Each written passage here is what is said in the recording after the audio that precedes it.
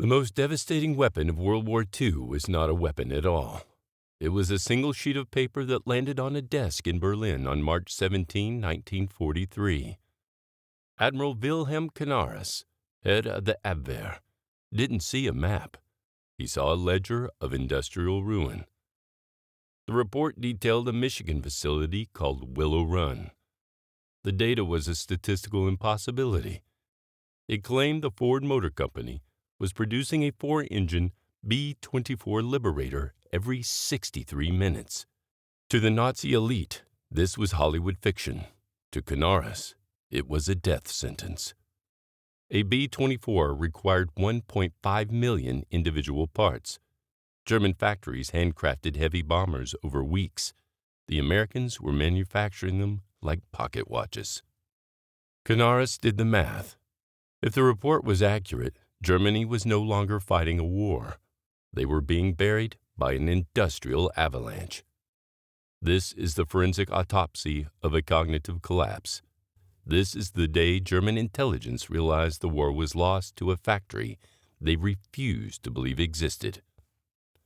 In the Nazi war machine, Admiral Wilhelm Canaris was a structural anomaly. As head of the Abwehr, he was a career professional in a regime of fanatics. While Hitler's inner circle spoke of willpower, Canaris spoke of the arithmetic of attrition.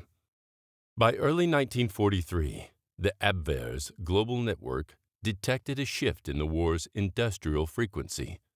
The data arrived through three forensic streams. First, spies in neutral Lisbon tracked American shipping manifests that defied known logic. Second, naval attachés in Tokyo reported U.S. steel output with visible dread. Third, Swedish engineers returning from Detroit described a factory with its own internal weather system. Canaris realized modern warfare was no longer a clash of great men. It was a collision of economies, a brutal equation of aluminum, oil, and man-hours. His March 17 audit revealed a terrifying strategic decoupling. Germany treated aircraft production as highcraft. A Heinkel HE-177 was an engineering masterpiece, but it was a forensic nightmare to build. It required thousands of manual hand-fitted adjustments. Every German bomber was a piece of art. Every American bomber was a standardized unit of destruction. The Americans had industrialized the sky. Spies confirmed Ford had built a facility stretching over half a mile. They were using massive turntables to rotate 18-ton bombers like toys. The Abwehr analyst ran the numbers. One bomber an hour meant 700 a month from a single plant. At that moment, the entire German aviation industry was struggling to produce 30 heavy bombers a month.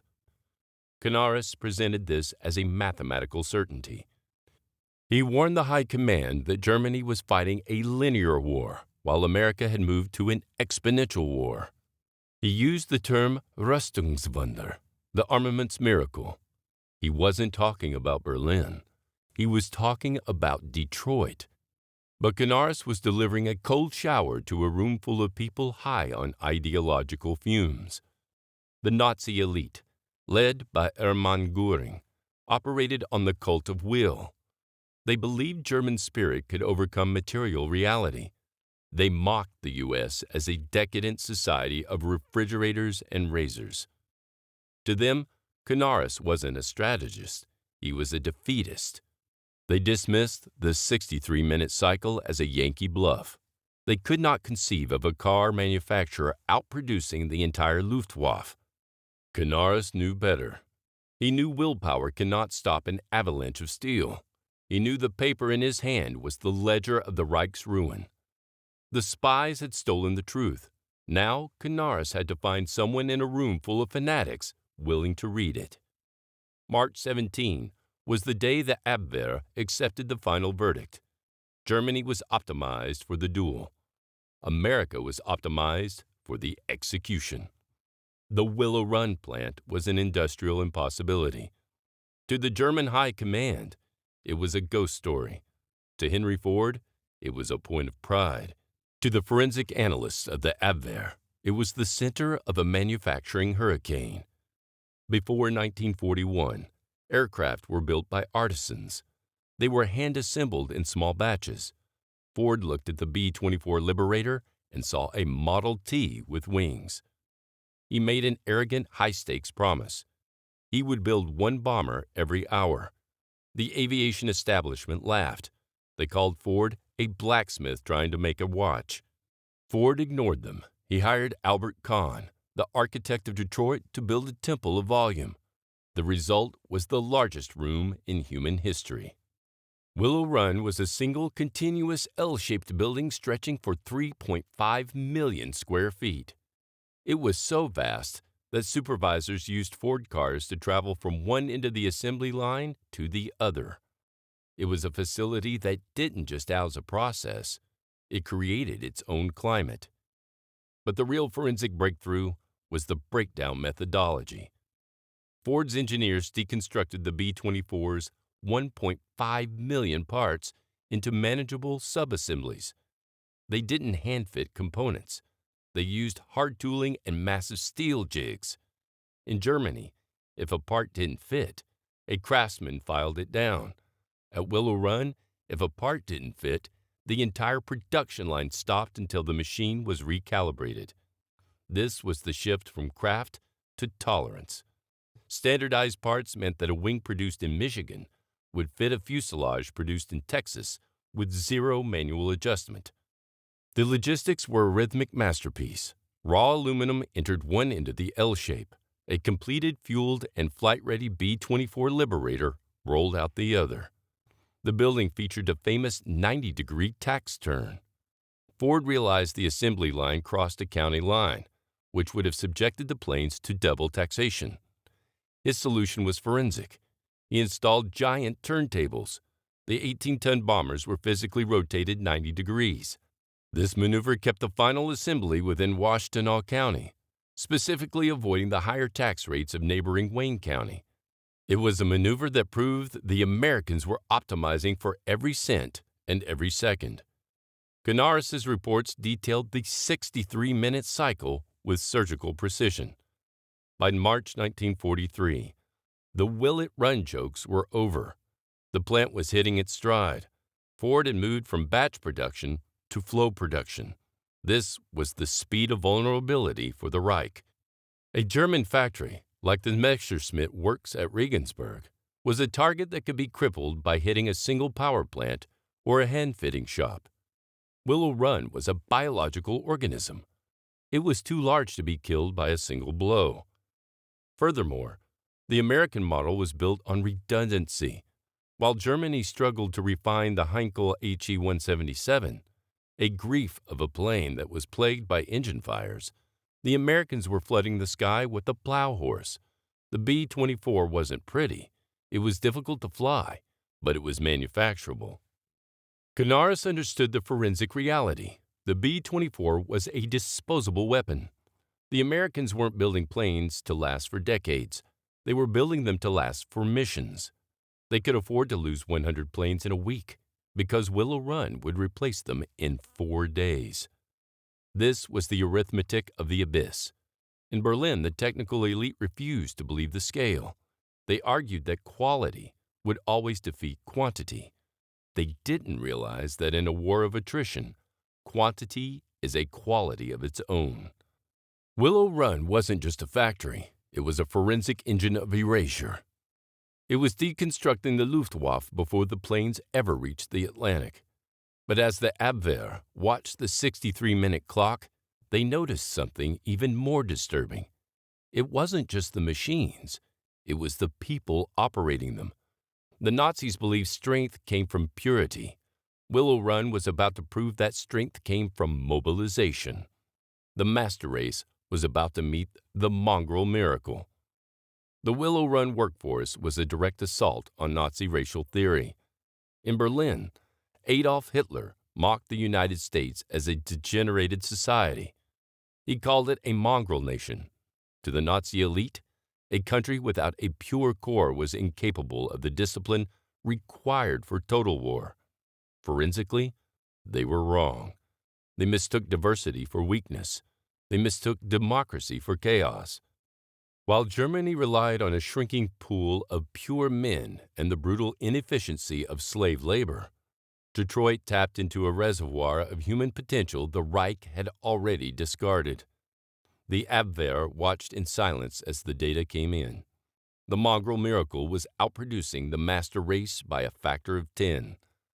At its peak, Willow Run employed over 42,000 workers. Forensically, the demographic breakdown was an ideological nightmare for the Nazi high command.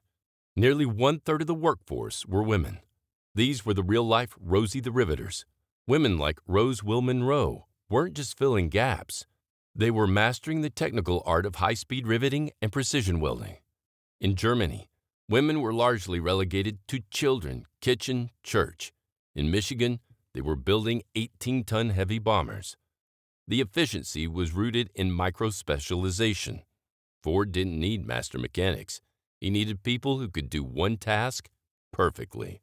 He deconstructed the assembly of a B-24 into thousands of repetitive, simple actions. A worker didn't need to understand the entire aircraft. They only needed to understand 4 rivets. This allowed the plant to train an entire shift of new workers in a matter of days. The labor pool was effectively infinite. The forensic audit of the floor was even more radical. Over 9% of the workers were African American. Another 3% were classified as disabled, including the blind and the hearing impaired, who were utilized in high-noise areas where communication was done through light signals. They worked in shifts, 24 hours a day, 6 days a week. The plant was a relentless, multiracial machine.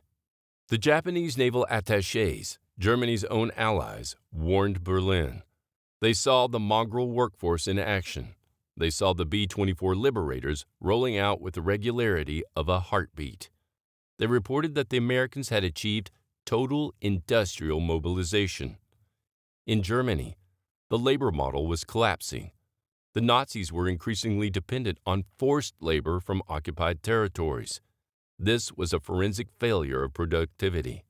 Slave labor is prone to sabotage. It requires more guards. It produces lower quality. A worker at Willow Run was motivated by high wages and a sense of shared purpose. A worker at a German underground factory was motivated by the fear of execution. The math was clear. The master race was using a 19th century labor model. The mongrel nation was using 20th century human engineering. Canaris presented these figures to emphasize the human capital gap. He argued that Germany couldn't compete with a nation that could train 5,000 Rosies in a month, while the Luftwaffe was losing its best pilots in a week. He pointed to the B-24's nickname, the Flying Coffin. It wasn't because the plane was bad. It was because the Americans viewed the plane as a consumable. They had enough people and enough steel to treat a heavy bomber like a bullet. You fire it. It does its job. And if it doesn't come back, you load another. The Nazi leadership couldn't process this. They were stuck in the heroic age of war. They believed a single ace pilot in a superior plane could stop the tide. They didn't realize that Willow Run wasn't sending aces. It was sending an industrial flood. The reports were definitive. The mongrel miracle was a statistical fact. But as the Abwehr filed these reports, they hit a wall of gold-braided arrogance. At the top of that wall sat the most deluded man in the Reich. Hermann Göring was about to bet the future of Germany on a razor blade. If Admiral Canaris was the architect of reality, Reichsmarschall Hermann Göring was the architect of delusion. As the head of the Luftwaffe, Göring held the ultimate responsibility for Germany's air defense. He was a man of flamboyant ego and profound technical ignorance. When the Abwehr presented the Willow Run data, Göring didn't reach for a calculator. He reached for a joke. He famously dismissed the report with a single biting line: "The Americans can only build refrigerators and razor blades." This wasn't just a throwaway insult. It was a forensic failure of leadership. Göring's arrogance was rooted in a 1914 worldview. He believed that German spirit and craftsmanship were the only metrics of victory. He could not conceive of a world where mass production was a military weapon. He viewed American industry as a degenerated consumer engine. To Goering, a nation that built washing machines could never build a sophisticated four-engine bomber. The forensic reality was the exact opposite. The fact that Americans built refrigerators and razor blades was exactly why they were winning. The U.S. had already mastered interchangeable parts and high-tolerance manufacturing. They had the machine tool infrastructure that Germany lacked. When Ford moved from cars to the B-24, he didn't change his philosophy. He simply changed the scale. Canaris' spies provided specific evidence of this industrial pivot. They documented how the General Motors and Chrysler plants were being gutted and refitted with specialized steel jigs. They weren't artisans' shops. They were integrated industrial ecosystems. A single B-24 required 313,237 rivets. In Germany, these were often hand-hammered by craftsmen. At Willow Run, they were fired by pneumatic guns operated by workers trained in 48 hours. The Heinkel HE-177, Germany's only heavy bomber, was a forensic disaster of this craft mindset. It was so complex that the engines frequently caught fire during routine flight. It was nicknamed the Flying Lighter. Germany was building complex failures. America was building simple successes. Goering refused to look at the numbers. He looked at the red books of intelligence and saw what he wanted to see. He believed the American production figures were Jewish propaganda. His inner circle echoed this sentiment. They argued that even if the Americans built 10,000 planes, they would be of such poor quality that a single German Messerschmitt Bf-109 could shoot down a dozen. It was a failure of volume calculus. The Abwehr tried to explain the saturation effect. If the Americans produced 20,000 bombers, it didn't matter if the German fighters were 10% better. The sheer weight of metal in the sky would eventually collapse the German defense. Goering's denial was absolute. He stopped reading the Abwehr summaries. He began to rely on liaison officers who told him that the American B-24s were falling out of the sky on their own. This was the forensic turning point. By March 17, 1943, the German High Command had the data to save the Reich from total annihilation. They had the chance to pivot to a defensive jet program or a decentralized industrial model. Instead, Goering chose to sleep. He spent his time at his estate, Karrenhall, surrounded by looted art and morphine. He believed the Atlantic was a moat. He believed the Luftwaffe was a wall. He didn't realize that Willow Run was a siege engine. The Razorblade Comet remains one of the greatest strategic blunders in history. It proved that the Nazi leadership didn't understand the war of tools. But Goering wasn't the only one in the room. The data had to go higher. It had to go to the man who believed he could conquer the world with will alone. Adolf Hitler was waiting in the wolf's lair, and he was about to make Goering's denial look like a minor error. The wolf's lair was a theater of forensic delusion. By March 1943, Adolf Hitler had retreated into a concrete bunker in East Prussia. He was a man detached from industrial reality. He saw the war as a spiritual struggle. He believed the German will was a force that could override the laws of physics and the charts of production. Admiral Canaris arrived at his headquarters with the Willow Run report. It was a ticking bomb of cold arithmetic. To Hitler, the United States was a mongrel nation controlled by Jewish financiers. His worldview was built on the sands of racial mythology. When confronted with the production figures from Detroit, his reaction was not concern. It was ideological rage.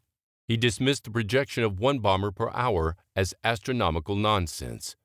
He categorized the Abwehr's data as a clumsy deception campaign by Allied intelligence. The forensic gap was absolute. Hitler was thinking in tactics. Canaris was thinking in logistics. Hitler's refusal to accept the data was a cognitive collapse. He believed that quality was a mystical attribute of German blood. He pointed to the Tiger I tank, a 54-ton monster of Krupp steel. It was a masterpiece of over-engineering. It required 300,000 man-hours to produce. Canaris's analysts pointed to the American M4 Sherman. It was mechanically inferior. It was a disposable tank. But the Americans were producing 50,000 of them. The math was a death sentence. For every Tiger Germany handcrafted, America launched 15 Shermans. For every hand-fitted Messerschmitt, Willow Run rolled out 10 B-24s. Hitler's armaments minister, Albert Speer, sat in these briefings in silence. Speer was an architect. He understood the geometry of volume. He knew that if the Willow Run numbers were even 50% accurate, Germany was a dead nation walking. But Speer was a careerist. He knew that telling Hitler the truth in 1943 was a forensic path to execution.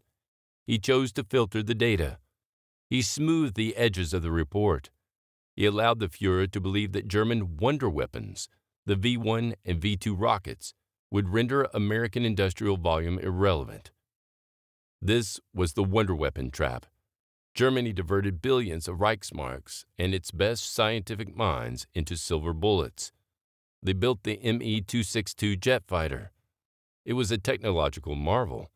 It was also a logistical failure. It arrived too late. It was too complex to maintain. It lacked the specialized alloys for its engines. Meanwhile, the Americans were perfecting the boringly efficient. The B-52 wasn't a miracle of science. It was a miracle of reliability. It utilized a Davis wing design that was aerodynamically efficient and easy to mass produce. It used standardized engines that could be swapped in the field in under 4 hours. Hitler's denial had a forensic price. By rejecting the Willow Run data, he refused to pivot the German economy to a total defense model in 1943. He continued to launch offensive operations on the Eastern Front. He continued to burn fuel and steel on the Kursk offensive. He was bleeding his empire white while the American factory was just reaching its peak flow state. The spies had done the impossible. They had penetrated the most secure facilities in Michigan. They had delivered the industrial DNA of the enemy to Hitler's desk. Hitler didn't just ignore the message. He attempted to erase the messenger. The Abwehr was increasingly seen as a nest of defeatism. Canaris's sober warnings were recategorized as enemy propaganda. The high-stakes gamble on March 17, 1943 had failed.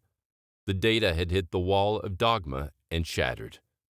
But while the Nazi leadership laughed at refrigerators and razors, the horizon was beginning to darken. The numbers on the paper were turning into metal in the sky. The avalanche of production was no longer a projection. It was a physical weight. The prophecy of March 17 was about to arrive over Germany in the form of 10,000 silver shadows. The Luftwaffe was about to be deconstructed. The prophecy of March 17, 1943 materialized in the skies over Germany in February 1944. It was called Big Week, formerly known as Operation Argument. It was the forensic application of the Willow Run volume theory. The U.S. 8th Air Force launched an all-out assault on the German aircraft industry. The goal was not just to destroy factories. It was to bait the Luftwaffe into a war of attrition they could not mathematically win. By 1944, the American assembly was no longer a report on a desk. It was a physical blockade. Willow Run was now producing a flight-ready B-24 every 63 minutes. Thousands of these silver shadows were now crossing the Atlantic. The Luftwaffe rose to defend the Reich. On paper, the German pilots were superior. They were veterans of 5 years of combat. Their Focke-Wulf 190s and Messerschmitt 109s were lethal interceptors.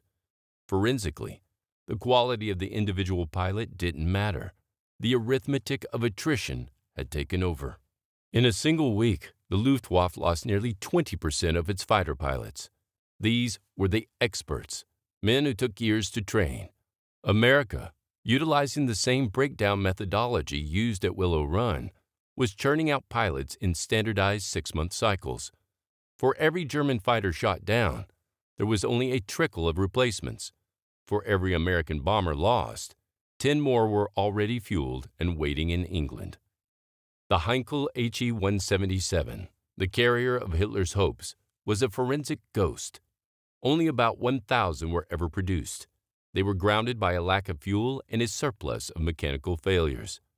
Willow Run alone produced 6,972 complete B-24s. Combined with other plants, the U.S. manufactured over 18,000 Liberators. The disparity was not a gap, it was a chasm. The avalanche of production began to deconstruct the Third Reich piece by piece. The B-24s targeted the Leuna chemical works. They shattered the synthetic oil plants. They tore up the railway marshalling yards. The German war machine began to starve. The Tiger tanks ran out of fuel. The high-tech Me-262 jets were towed to runways by teams of horses because there was no gasoline. The Luftwaffe General Adolf Galland looked at the sky and saw the forensic reality. He reported that the American bombers were rolling off an infinite belt. He realized that even if his pilots shot down 5 bombers for every fighter lost, the German Air Force would still be erased in weeks. The Nazi leadership, led by Göring, remained in a state of cognitive inertia. Göring still insisted that the Americans couldn't build more than a few hundred planes a month. Even as 1,000 bomber raids reduced Berlin and Hamburg to rubble, he claimed the radar blips were ghosts or propaganda flights. It was a total surrender to fantasy. The March 17 report had predicted this exact collapse. It had warned that the U.S. industrial model was exponential. While German production was struggling to recover from every raid, American production was accelerating. By mid-1944, Willow Run hit its absolute peak. It wasn't just producing a plane an hour. It was producing one every 55 minutes. The Americans were now outproducing the entire world's aircraft industry combined.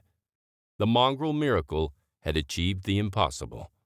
They had smothered the master race in a blanket of aluminum and high explosives. As the Reich crumbled, the focus turned back to the man who had tried to sound the alarm.